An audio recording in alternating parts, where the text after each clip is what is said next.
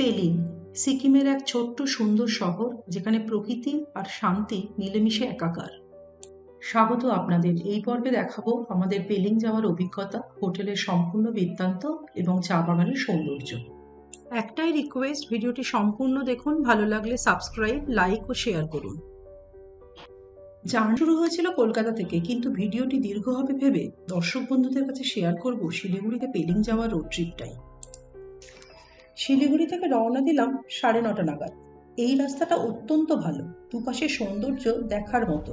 সমস্ত ক্লান্তি দূর হবে ট্রাভেল করার সময়। শিলিগুড়ি থেকে পাহাড়ে ওঠার এই একটাই রাস্তা। এনজেপি স্টেশন থেকে বা বাগডোগরা এয়ারপোর্ট থেকে অনায়াসেই গাড়ি বুক করতে পারবেন। শিলিগুড়ি থেকে পেলিং যেতে হলে 3টে ন্যাশনাল হাইওয়ে ক্রস করতে হবে। প্রথমটা NH10 সেবক রোড, NH710 যেটা নামচি নয়াবাজার রোড, NH510 যেটা পেলিং রিংলি রোড। আমাদের রুটটা ছিল ঠিক এইরকম: শিলিগুড়ি, সেবক রোড, কালীঝোড়া হয়ে, লোহাপুল হয়ে আমরা প্রথম পয়েন্ট লীলামণি ফ্যামিলি রেস্টুরেন্টে ব্রেকফাস্ট করব।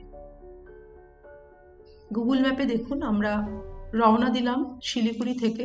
সেখানে মালগুড়ি, সালাগুড়া, এই সেবক রোড ধরে পেন্ডু ফরেস্ট হয়ে আমরা লীলামণি ফ্যামিলি রেস্টুরেন্টে ব্রেকফাস্ট করব। NH10 যাওয়ার পথে সেবক রোডে একটা কালী মন্দির দেখতে পাবেন। আজ শনিবার ছিল বলে খুব ভিড় ছিল। আপনারা যাওয়ার পথে এই মন্দিরটাও দেখে যেতে পারেন। চলে এলাম লীলামণি ফ্যামিলি রেস্টুরেন্টে। এখানে আমরা ব্রেকফাস্ট করব। আমরা অর্ডার করেছিলাম লুচি, অমলেট আর আলুর পরোটা। টোটাল বিল হয়েছিল 310 টাকা। লীলামণি থেকে বেরোতে বেরোতে 11টা বেজে গেল। এই রেস্টুরেন্টটা শালুগড়াতে, লোহাপুলের ঠিক কাছে। এখন কমলালেবুর মরশুম, রাস্তার দুধারে কমলালেবুর পসরা সাজিয়ে বসেছে স্থানীয় লোকজনরা। সেদিন ওয়েদার খুব ভালো পেয়েছিলাম, একদম ঝকঝকে, কোনো রকম বৃষ্টি নেই এবং আকাশটা খুব ক্লিয়ার ছিল। এবার আমি আমাদের সেকেন্ড ডেস্টিনেশনের রুট প্ল্যানটা নিয়ে আপনাদের বলবো। এবার আমরা NH10 থেকে ডান দিকে নামচি হয়ে যাব, যেটা NH710 হিসাবে পরিচিত ন্যাশনাল হাইওয়ে। তারপরে আমরা পৌঁছাবো আমাদের next destination Tammy tea garden. আমরা দেখুন ম্যাপে লীলামণি রেস্টুরেন্ট, সেখান থেকে আমরা বেরোলাম। বেরিয়ে আমরা নামচি চলে যাব। নামচি থেকে আমরা পৌঁছাবো টেমি টি গার্ডেন।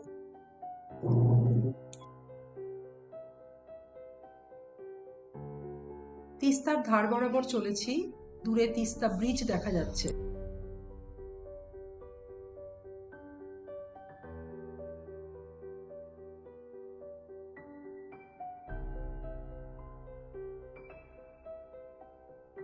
ডান দিকে যে রাস্তাটা চলে গেছে সেটা লামাহাটা হয়ে দার্জিলিং যায়। আমরা দার্জিলিং না গিয়ে আমরা সোজা তিস্তা ব্রিজ ধরে বেরিয়ে যাব। এবার আমরা তিস্তা ব্রিজে উঠবো। এটা তিস্তা ব্রিজ এবং তিস্তা ব্রিজের দুপাশের সৌন্দর্য আপনাদের দেখাচ্ছি। তিস্তা বয়ে চলেছে। এবার আমরা নামচির দিকে যাব।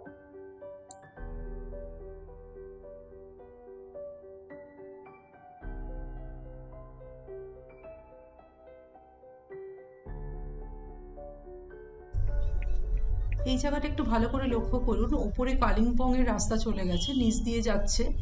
আমরা বাঁ দিকের রোডটা ধরলাম, এটা সিকিমের দিকে যাচ্ছে।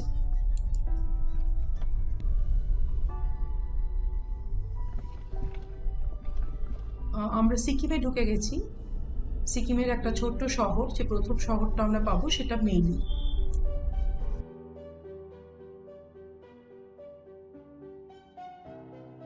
সিকিম রাজ্যটা অনেক বেশি সুন্দর বলে আমার মনে হয়। রাস্তা অনেক চওড়া, আর ওয়েস্ট বেঙ্গলের মতো অতটা কনজেস্টেড নয়।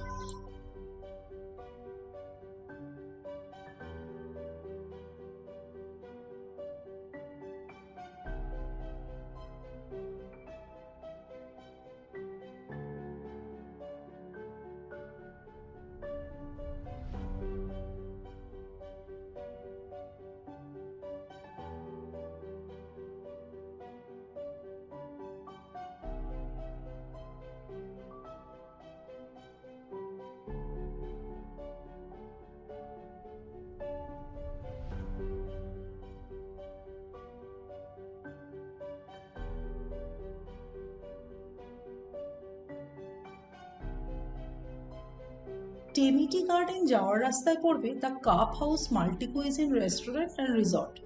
এখান থেকে টেমিটি গার্ডেন গাড়িতে লাগবে প্রায় 15 থেকে 20 মিনিট। এটা এমন একটা জায়গা যেখানে আপনি শুধু খাওয়ার মজা উপভোগ করবেন না, বরং এখানে কাটাতে পারবেন চমৎকার 2 রাত। কলকাতার ব্যস্ত জীবন থেকে একটু নিরালায় যদি থাকতে চান থাকতে পারেন, কিন্তু খরচ হবে প্রায় 5 থেকে 6 হাজার টাকা, যা নির্ভর করবে আপনার রুম চয়েস বা মেনুতে কি অর্ডার করেছেন তার উপর। আমরা এখানে একটু সময় কাটিয়ে 1 কাপ চা খেয়ে বেরিয়ে পড়লাম টেমিটি গার্ডেনের উদ্দেশ্যে।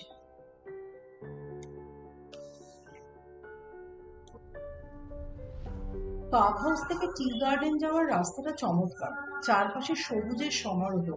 পাহাড়ের কোলে মাঝে মাঝে দেখা যাচ্ছে মেঘের খেলা, ঠান্ডা হাওয়ায় মন ভরে যাচ্ছে।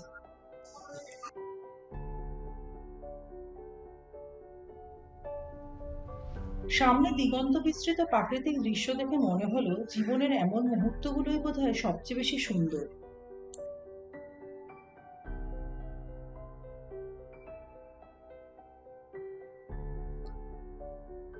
পৌঁছে গেলাম টেমিটি গার্ডেন।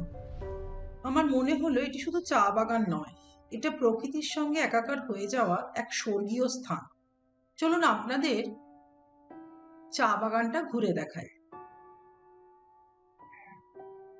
টিকিট কেটে ঢুকে পড়লাম চা বাগানে। টিকিট নিল 30 টাকা করে।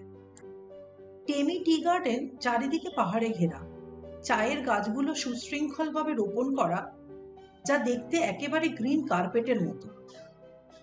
টেমি টি গার্ডেন সিকিমের একমাত্র সরকারি চা বাগান এবং এটা 1969 সালে প্রতিষ্ঠা হয়। এখানকার চা সারা পৃথিবীতে বিখ্যাত, বিশেষ করে এর অর্গানিক স্বাদের জন্য। বাগানের ভেতর দিয়ে একটা ছোট ট্রেইল আছে, যেখানে হাঁটতে হাঁটতে আপনি প্রাকৃতিক সৌন্দর্য পুরোপুরি উপভোগ করতে পারবেন।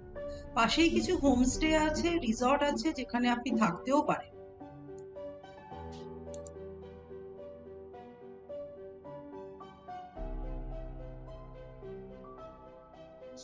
টেমিটি গার্ডেনে একটা সুন্দর ওয়াচ টাওয়ার আছে, যেখান থেকে কাঞ্চনজঙ্ঘা স্পষ্ট দেখা যায়।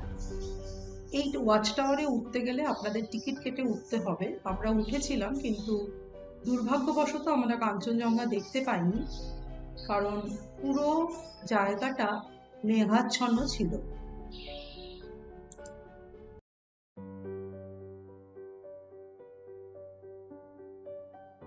বাগানের ভেতরেই ছোট ছোট কয়েকটি চায়ের দোকান আছে। আমরা এখানে 1 কাপ ফ্রেশ টেমি চা উপভোগ করলাম। এর স্বাদ এবং গন্ধ সত্যি অসাধারণ। কারণ এটার বিশেষত্ব হলো এটা টোটালি ন্যাচারাল পদ্ধতিতে তৈরি করা হয় এবং এর মধ্যে কোনো রাসায়নিক মেশানো হয়নি। বেরোতে বেরোতে আমাদের 3:30 বেজে গেল। আমাদের নেক্সট ডেস্টিনেশন ছিল রাবাংলা বুদ্ধ পার্ক। আমরা টেমি টি এস্টেট থেকে আমরা রাবাংলা ট্যাক্সি স্ট্যান্ডে চলে আসবো এবং সেখান থেকে আমরা রাবাংলা বুদ্ধ পার্ক দেখব। কিন্তু এত দেরি হয়ে গেছিল যে আমরা সেই রিস্কটা আর নেইনি। আমরা যখন রাবাংলা ট্যাক্সি স্ট্যান্ডে পৌঁছালাম তখন বাজে 4টে। ফলে বুদ্ধ পার্কের প্ল্যান আমাদের ক্যান্সেল করতে হলো। আমরা আমাদের হোটেলের দিকে রওনা দিলাম এবং আমরা ধরলাম NH 510। রাবাংলা হয়ে পেলিং যাওয়ার রাস্তা সাংঘাতিক চ্যালেঞ্জিং ছিল। প্রথম দিকে একটু ভালো ছিল রাস্তা, যতই ওপরের দিকে উঠতে শুরু করলাম ততই রাস্তার অবস্থা খারাপ হতে শুরু করলো। খাড়া সরু রাস্তা আর মাঝে মাঝে পাথর খসে যাওয়ার কারণে রাস্তাটা ভয়ঙ্কর হয়ে উঠছিল। সন্ধে হয়ে গেছিল, টেম্পারেচার তরতর করে নামতে শুরু করলো। ওই কয়েক ঘন্টা খুব সতর্ক থাকতে হলো। মনে হচ্ছিল যাত্রা আমাদের এখানেই শেষ, কারণ আমরা শেষ দেখতে পাচ্ছিলাম না। যদিও রাস্তায় 2-1টা স্থানীয় গাড়ি ছিল, তাই আমরা অতটা আশাহত হইনি।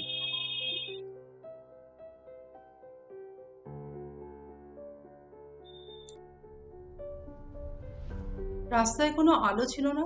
আমি সারাক্ষণ লক্ষ্য করছিলাম আর কত কিলোমিটার বাকি আছে, কত সময় লাগবে আমাদের হোটেলে পৌঁছতে।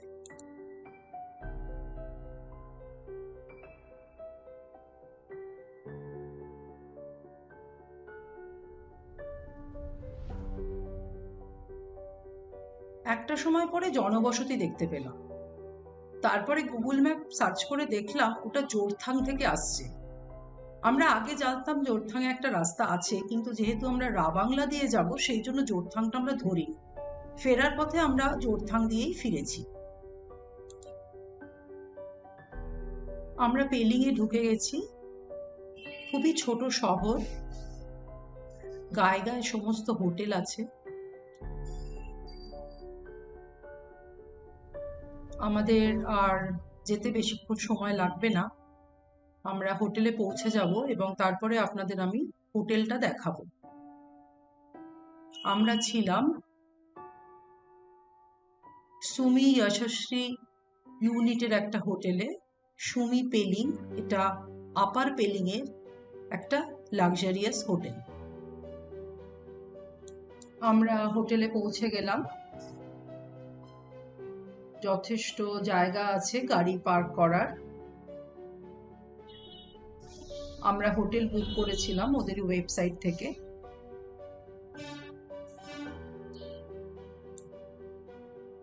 আমরা প্রিমিয়াম ভিউ রুম বুক করেছিলাম, এখান থেকে কাঞ্চনজঙ্ঘা সরাসরি দেখা যাবে।